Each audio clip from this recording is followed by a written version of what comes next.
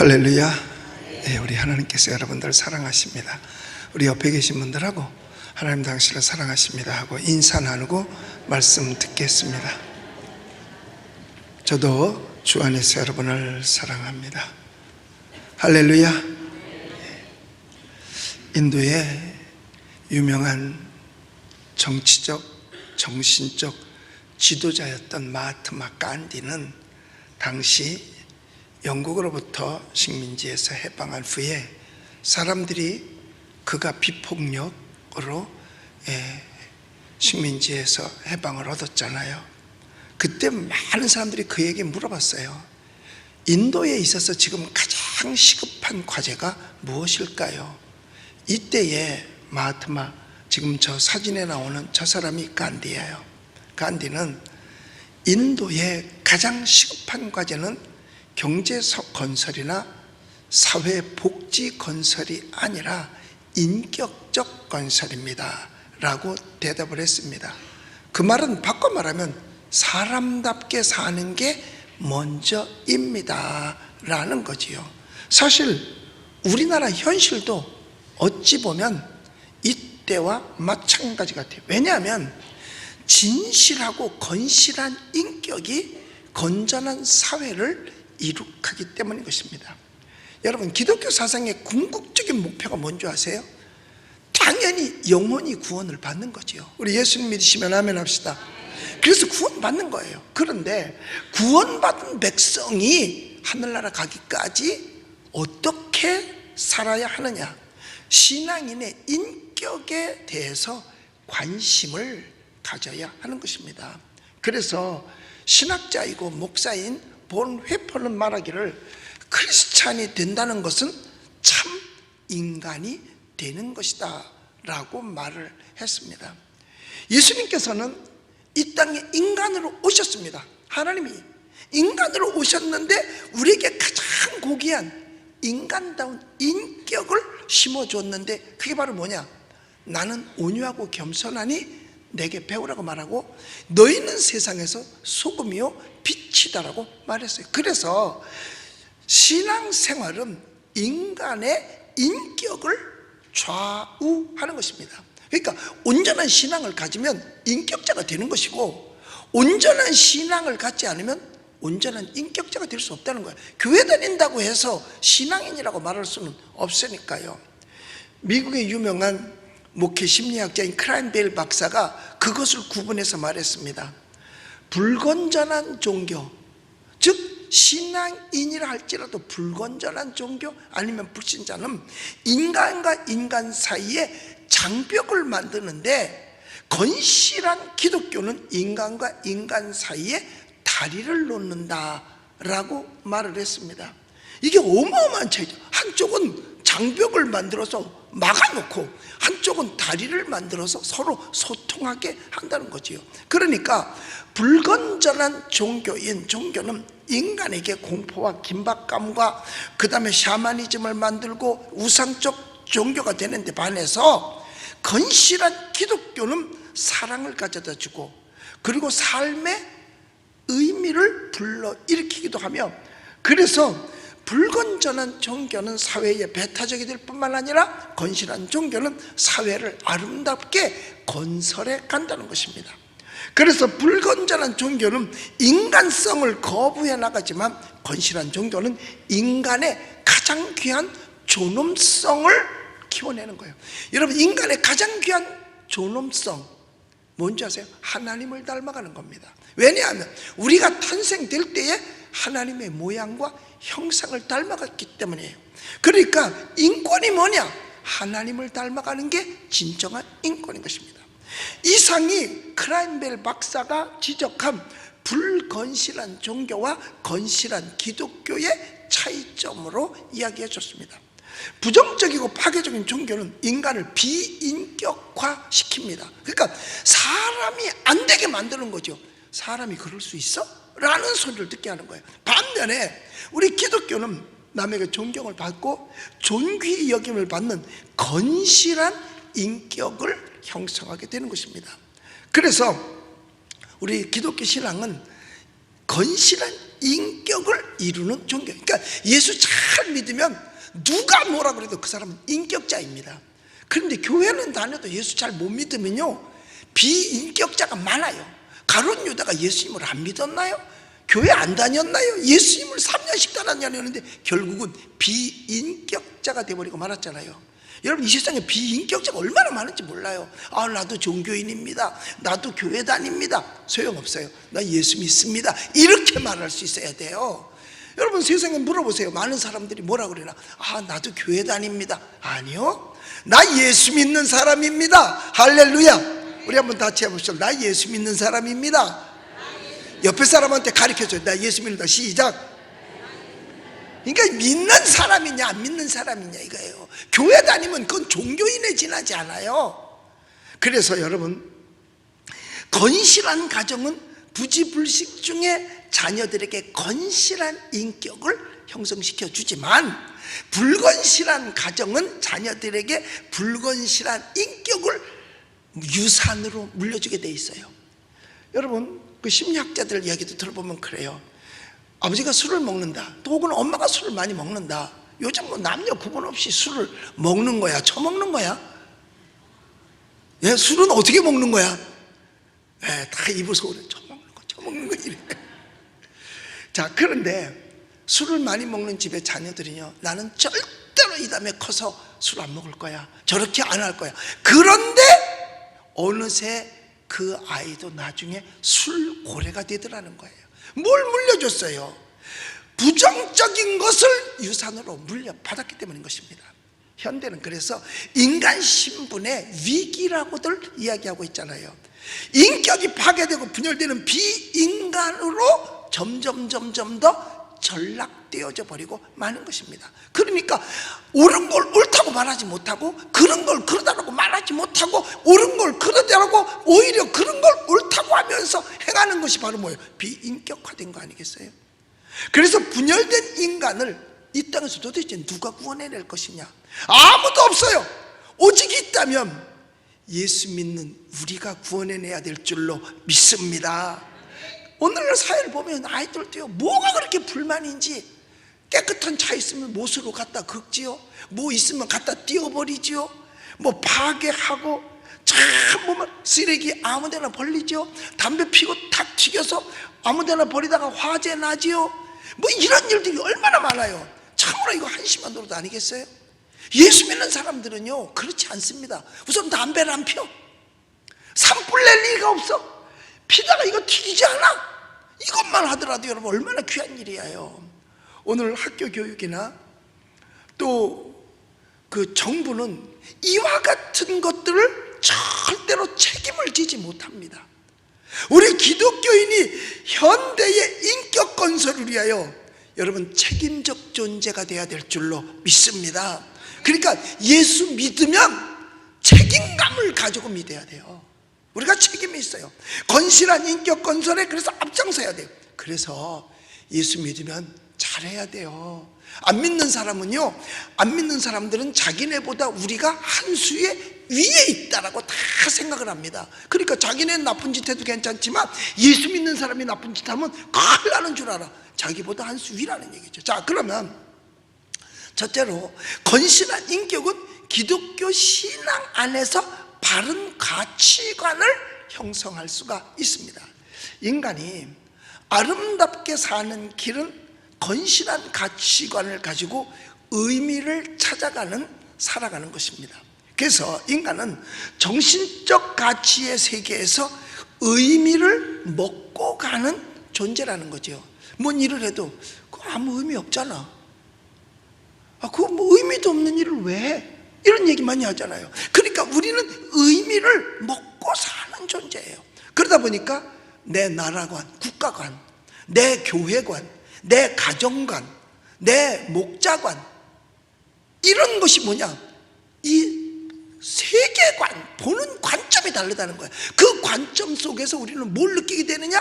책임감을 느끼게 되는 겁니다. 내 가족관이 투철한 사람은 가족에 대한 책임을 지고, 내 교회관이 투철한 사람이 교회에 대해서 책임을 지고, 내 국가관이 투철한 사람이 나라에 대해서 책임을 지는 거예요. 뭐 국민이라고 해서 책임 안 지는 게 아니에요. 이게 다 분명한 거예요. 그러니까 내 가족관이 분명하면 가족을 어떻게든지 잘 이끌어가잖아요. 인간은 가치의 의미를 창조하면서 살아가는 존재예요. 더 나아가서 인간의 생명은 물질이 목적이 되어서는 안 된다는 거죠. 물질이 목적이 될 때 비인격적이 되며 물질의 노예가 됩니다. 그래서 유명한 철학자 임마누엘 칸트는 인간은 목적이 되어야지 수단이 되어서는 안 된다라고 말했습니다. 그러니까 어떤 목적은 악을 향해서 달려가거든요. 안 된다는 이야기예요. 그래서 성경은 말하기를, 이 데살로니가서 5장에도 보면 마지막 절에 악은 모양이라도 버려라 라고 말했어요. 자, 현대인들의 가장 큰 위기는 바로 이 삶의 가치관을 가지지 못하고 방황하는 거예요. 뚜렷한 목표의식도 없고 뚜렷한 가치관이 없어요. 그러니까 되면 되는 대로, 뭐 아니면 말고, 뭐 이런 형식이죠. 그래서 현대인의 삶의 방향을 찾지 못해서 물질과 쾌락의 노예로 전락하고 있으며 인간과 인간이 단절된 채 고독한 삶을 살아가고 있는 거예요. 그래서 현대인을 가지고서 뭐라고 말하느냐 하면 군중 속의 고독이라는 거죠. 사람은 많이 있는데 말하기를 나는 나 혼자야. 나는 내 곁에는 아무도 없어. 아니 가족들 있잖아. 가족들도 속에 있는데도 불구하고 나는 나 혼자야 라고 말합니다. 근데 요즘 아이들이 그렇다 그래요. 혼자래요. 노는 것도 혼자 놀고 거의 다 보면 그래요. 이젠 더불어라는 말이 점점 사라질 때예요. 그래서 현대에는 인격이 분열되고 파괴되었습니다. 인간 그 자체가 상실되어지는 거죠. 그래서 원수 마귀는 우리의 인격을 어떻게 하든지 파괴시킬 뿐만 아니라 결과적으로는 어떻게 하느냐? 나중엔 우리의 생명까지도 마귀는 빼앗아가 버리고 마는 거예요. 그러므로 우리는 참다운 가치관, 진선미애의 근원이신 하나님과 연결을 맺을 때에 참다운 인격을 갖출 수가 있으며 참된 행복을 누릴 수가 있게 되는 줄로 믿습니다. 가장 훌륭한 인격은 앞서 말씀드린 대로 하나님을 만나는 거예요.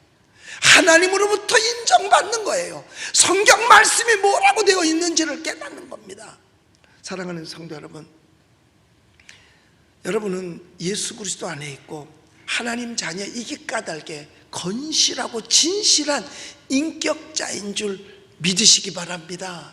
내 안에 성령이 계시면 그릇 될래야 그릇 될 수가 없는 거고 잘못 갈래야 잘못 갈 수가 없어요. 왜? 성령이 책망을 하니까 마음속에서부터.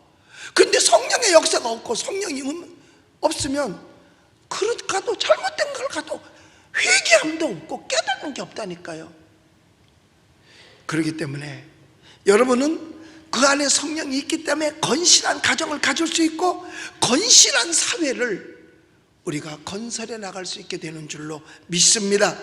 그 다음 두 번째로 건실한 인격은 형제의 짐을 나누어 질 줄 아는 인격을 말하는 것입니다. 오늘 본문 말씀을 보면 14절에 그랬어요. 우리 14절을 같이 한번 읽어볼까요? 시작. 또 형제들아 너희를 권면하노니 게으른 자들을 권계하며 마음이 약한 자들을 격려하고 힘이 없는 자들을 붙들어주며 모든 사람에게 오래 참으라. 모든 사람을 대하여 오래 참으라는 말씀까지 하면서 이야기를 합니다. 본문 말씀과 같이 우리 기독교인들은 사실은 멍에를 맨 자들입니다. 형제의 짐을 나누어 질 수 있는 자가 건실한 인격의 소유자라는 그런 이야기죠. 잠언에 보면은 뭐 개미에게 가서 배우라. 개미한테도요 배울 점 많습니다. 여러분 혹시 개미 열심히 일하는 걸 자세히 본 적이 있나요? 그럼 땀 흘리는 것도 보셨나요? 개미가 땀을 흘리도록 열심히 일합니다. 보면은요. 또 벌에게도 배울 것이 참 많습니다. 그런데 사실 개미나 개미굴 앞에서나 벌통 앞에서 많은 교훈을 얻을 수가 있습니다. 여러분 아프리카나 또 그 열대지방에 가면 개미집을 볼 수가 있는데, 개미집은 우리나라는 땅 밑에 있기 때문에 집을 잘 못 봐요. 그런데 그쪽 지역은 땅속으로 안 들어가고 위로 집을 짓습니다. 그런데 그 개미집 하나가 큰 거는 거의 우리나라 무덤만에 이렇게 커요. 그리고 높이 짓고요. 그런데 그 조그만 개미들이 어떻게 그렇게 큰 집을 지었는지 한번 생각해 보세요. 그게 놀면서 그렇게 지었을 것 같아요? 안 되죠. 어떤 나라의 궁궐에서 처음에 설탕이 나와서 오로지 궁궐 창고에만 넣어두고 이제 임금 수라상에만 이제 설탕이 올라가는 거야. 그런데 아니 이틀 지나고 나면 그 창고에 설탕이 다 없어진 거예요. 또 그래서 채우려면 또 없어져. 그래서 지키고 있었어요, 병사들이. 도대체 이거 누가 훔쳐가나? 임금 수라상에 쓰는 이 설탕을 몇 날 며칠을 지켜봐도 아무것도 훔쳐가는 사람이 없어요. 그래서 CCTV까지 다 달았어. 그래도 몰라. 그런데 나중에 아무도 없는데 가져가 문 열어보면 설탕이 하나도 없어. 나중에 알고 봤더니 개미들이 줄을 서서 설탕을 물어낸 거야. 줄을 서서. 그러니까 설탕이 없어지는 줄도 모르게 싹 없어지죠. 이런 걸 보면 훔치는 거 배우라는 얘기가 아니에요. 그 일하는 거를 우리가 볼 수 있잖아요. 거기다가 이 벌은 또 어떤 줄 아세요? 이 벌은 모든 생명은 한정적이지만 벌의 생애가요, 부화하고 난 다음에 6개월밖에 못 산다 그러더라고. 6개월 그게 생애래요. 그런데 그 6개월 생명을 가지고 열심히 일합니다. 그런데 비가 많이 오거나 장마가 지면 꿀을 못 따니까 벌통에 먹을 것이 없잖아요. 그러면요, 거기 안에 있는 벌들이 누가 더 먹고 덜 먹고 하지 않고 똑같이 먹는데요. 그러다가 더 이상 먹을 것이 없으면 죽는데 누가 욕심도 안 부린대요. 그 다음에 유충들, 이제 자라나는 유충들은 꿀을 먹는 게 아니라 수분을 먹어야 되는데, 이게 영양실조가 걸려서 수분을 잘 못 먹으면 벌이 물을 입에다 물어다가 그 유충에다가 이렇게 먹여준다는 거예요. 먹여준다는 거예요. 그리고 벌통 속에 적이 나타나면 이 벌은 한 번 쏘면 끝이라는만 그 생명이 다른 동료를 지키고 유충을 지키기 위해서 죽을 망정 상대를 쏘고 자기가 죽는다는 거예요. 어느 면에서 보면 우리끼리 얘기지만 사람보다 더 나은 거 아니야? 더 우리보다 철저한 공동체적인 책임을 감당하면서 이렇게 살아가는 거죠. 이같이 우리는 배워서 서로 돌보며 살아가는 정말 공동체적인 책임을 져야 한다는 이야기죠. 이것은 바로 온전한 인격을 형성하는 근본이 되는 줄로 믿습니다. 요한 웨슬레는 목사이면서 또 선생님이라고 하기도 하죠. 요한 웨슬레는 그에게 어떤 사람이 와서 물었습니다. 선생님, 당신이 만약 단 하루밖에 살 날이 안 남았다면 어떻게 사시렵니까? 라고 물어봤어요.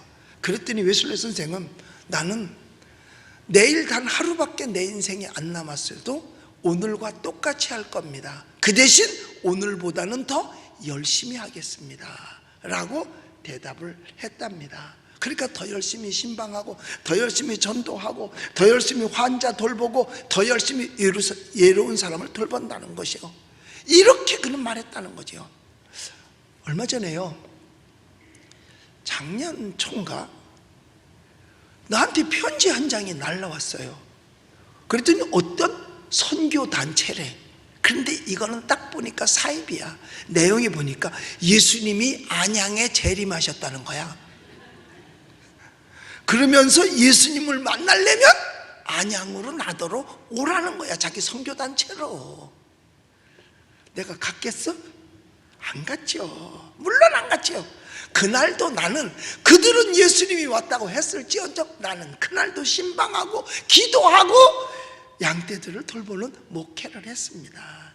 예수님이 오신다고 해서 이리저리 뛰고 어디로 갈 것이 아니라 우리가 일하는 처소에서, 내가 있는 그 자리에서 예수님을 만나게 되시기를 주의 이름으로 축복합니다.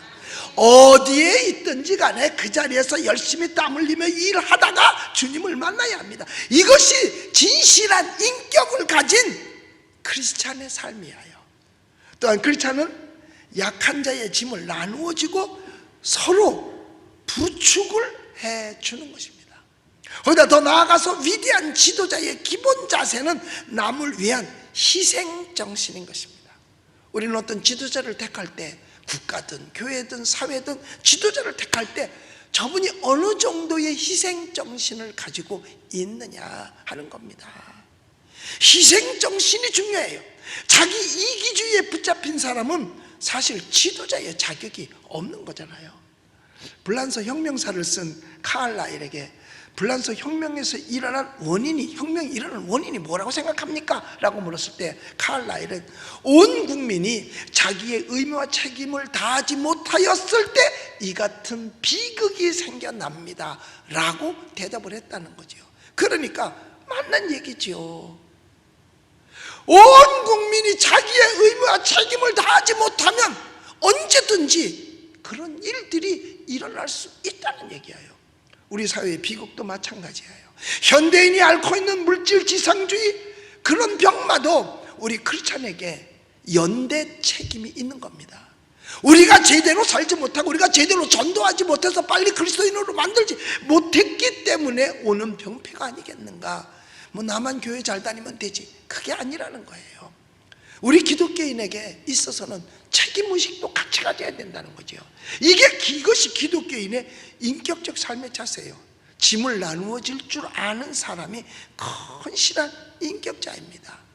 나만 복을 받고 나만 거기에 머물러 나만 은혜 받고 나만 편안할 것이 아니라 받은 은혜와 받은 복을, 받은 힘을 나누어 주면서 남의 어려움을 같이 짊어지는 사랑이 여러분 진정한 인격자인 줄로 믿습니다. 우리는 다 이런 인격자의 소유자들이 되시기를 예수님의 이름으로 축복합니다. 끝으로 건실한 인격자는 은혜에 감사하면서 사는 사람입니다. 오늘 본문 16절에 보면 16, 17, 18절에 보면 항상 기뻐하고 쉬지 말고 기도하고 범사에 감사하라. 이는 그리스도 예수 안에서 너희를 향하신 하나님의 뜻이니라고 말씀을 하셨습니다. 자, 그러면 이 건실한 인격을 가진 사람은 사랑할 줄 아는 사람이요, 감사할 줄 아는 사람이라는 거지요. 감사할 줄 모르는 자는 사실은 인격이 불건전한 사람이에요.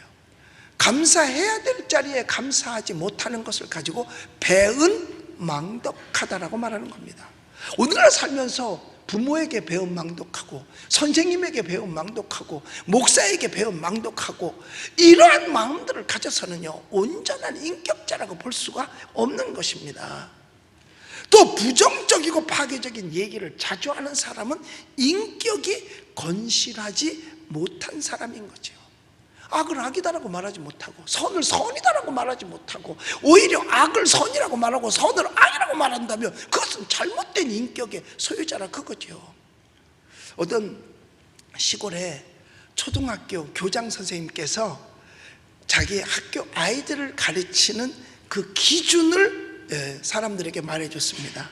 그러면서 뭐라 그랬냐면 우리 학교는 고미실안 교육을 시킵니다 라고 했습니다.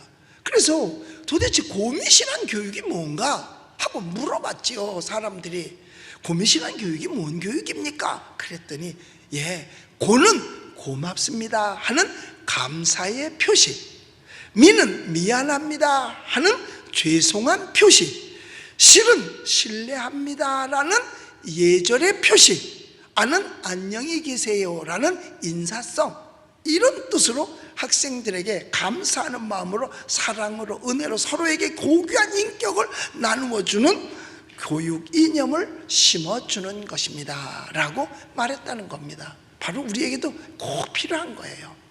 감사의 표시 있어야죠.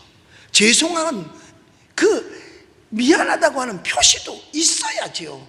그냥 입 닫고 말 게 아니야. 죄송한 일을 했으면 죄송하다라고 말할 줄 알아야 되는 거지요. 또한 신뢰합니다라고 하는 예절도 좀 가져야 되지요. 이게 참 필요한 거예요. 그래서 이 고미실안, 여러분 외우세요. 뭐라고? 고미실안.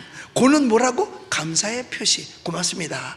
미는 미안합니다 라고 하는 죄송한 표시. 아니 저녁에 늦게 들어왔으면 좀 미안할 줄 알아야 되잖아요. 사람이 다니다 보면 늦을 수도 있지. 그게 아니라 미안해, 일찍 와야 되는데 미안하게 됐어, 뭐 이런 모두 있어야 되잖아요. 신뢰합니다 라고 하는 예절의 표시도 있어야 되죠. 어른도 알아봐야 되고 어린이도 알아봐야 되고, 이런 예절의 표시.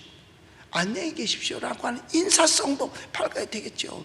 이게 우리에게 꼭 필요한 거예요. 뭐라고요? 무슨 거? 고미실안.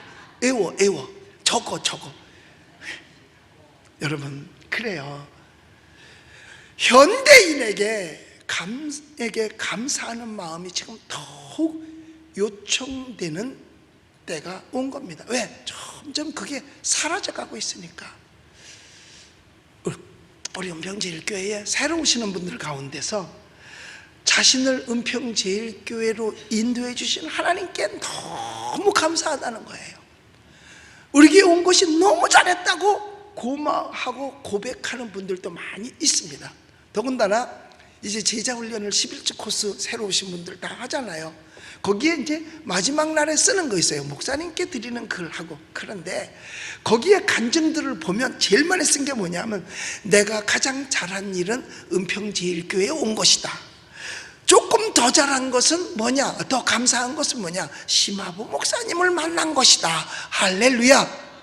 이걸 너무너무 간증들을 하더라고요. 맞아요. 보이지 않는 것까지 지극한 감사함으로 받아 감사하는 마음의 소유자는, 이게 여러분 참 인격자인 줄로 믿습니다. 그런데 그러지 못한 게 참 가슴 아프고 안타까운 일이죠. 처음 온 것도 감사하는데 몇 년을 다니고 몇십 년을 다녀도 감사한 마음이 없다면 참 안타까운 거예요. 진실한 인격자는 어떤 일에 있어서 은혜로 보답할 줄 아는, 감사할 줄 아는 사람이에요. 이게 진정한 인격자입니다. 과수원하는 분들의 이야기를 들어보면 참으로 배울 점이 많이 있어요. 처음 모욕을 심잖아요. 그것을 키워서 상품 가치가 있는 열매를 맺기 위해서 거름 주고 가꾸는 기간이 10년이 걸린대요. 그러니까 여러분들이 이번 설에도 뭐 사과, 뭐 배, 감, 뭐 이런 것들을 많이 이제 뭐 사거나 받거나 뭐 했을 거 아니겠어요? 주거나 그랬을 텐데, 그게 여러분 하루아침에 된 게 아니라는 걸 알아야 돼요. 그래서 꼭 과일을 살 때는 두 개를 꼭 사세요. 감하고 사과하고. 그래서 둘이 합치면 감사가 되는 거야. 그렇게 하세요. 그런데 왜 감사해야 되느냐? 이걸 내가 먹는 게 오늘 하루에 되는 게 아니라 10년 이상 농부가 수고해서 얻은 것이구나. 할렐루야. 이런 것을 생각하면 함부로 할 수가 없어요. 과일 하나도 솔직히 저절로 된 게 아니잖아요. 그래서 모목할 때는 이게 언제나 커서 열매를 낼고 하고, 남들도 그거에 언제나 그게 나무가 자라서 돈이 되겠느냐 하지만, 꼭 참고 잘 기르면 결국은 아름답고 탐스러운 열매들이 나타나게 되는데, 그 기쁨이 이루 말할 수 없이 큰 줄로 믿습니다. 보세요. 이렇게 과목 하나를 심어도 얼마 후에 놀라운 열매를 맺거늘, 하물며 우리의 건실한 인격을 건설하는 일에 있어서 우리가 저절로 되겠느냐 이거예요. 기간도 가야 되겠죠. 그래서 이런 건실한 인격을 맺는데 참아가면서 여러분들은 여러분 스스로를 가꾸며 주변을 가꿔서 건설해 나가는 여러분들이 되시기를 예수님의 이름으로 축복합니다. 우리의 삶은 무엇일까요? 심고 가꾸고 하는 농부처럼 새로운 인격을 가꾸어가며 생을 보람되게 살아가야 할 것입니다. 그래서 건실한 인격을 키워서 아름다운 나라, 아름다운 사회, 아름다운 가정, 아름다운 교회를 다시 건설하는 정말 새로운 사회로 재창조하는데 여러분들이 앞장서게 되시기를 주님의 이름으로 축복합니다. 왜냐하면 이 책임이 바로 우리들 모두에게 있고 교회의 이 책임이 어깨에 메어져 있는 것입니다. 여러분, 미국 공립학교, 미국은 원래 옛날부터 기독교가 국교는 아니라도 기독교 교인이 많고 교회가 많아서 기독교 국가라고 했습니다. 국교는 아닙니다. 정교분리 원칙에 의하면 국교는 세울 수 없게끔 돼 있어요. 왜냐하면 국교를 세우면 그것만 따라가야 되니까. 그래서 신앙의 자유를 주기 위해서. 그런데 미국의 사립학교들은 다 기독교 이념에서 세웠기 때문에 기독교 학교야. 그런데 공립학교는 아니에요. 그런데 미국은 이민사회니까 뭐 동서사방 원근 각지에서 사람들이 많이 밀려오는데 각자가 자기가 믿던 종교도 가지고 들어왔단 말이에요. 그런데 공립학교에서 채플 예배를 드리고 기도를 하고 주기도문을 하고 공부를 하니까 다 종교 사람들이 계속해서 항의를 하고 뭐 진정을 넣고 하는 바람에 공립학교에서 예배가 없어졌어요. 기도가 없어졌어요. 주기도문이 없어졌어요. 그래서 제가 한 20년 전인가 우리 어린이 합창단을 데리고 미국을 방문했습니다. 연주하러. 그래서 이제 지역의 학교들을, 초등학교는 거긴 번호야. 뭐 여기처럼 뭐 진관 초등학교, 뭐 한비 초등학교, 동네 이름이 아니라 뭐 601 학교, 730 학교, 학교 이름에 초등학교는 번호가 붙어 있더라고요. 그래서 이제 쭉 데이터를 받고 그쪽에서 출하를 해가지고 연주를 가는데 학교에서 요구하는 게 있어요. 뭐냐? 무슨 노래를 부를 거냐 이거야. 만약에 그 아이들이 합창 속에 종교적인 색채가 있으면 못한다 이거야. 그래서 그냥 노래를 쭉 보내고 찬송가는 한국말로 썼지.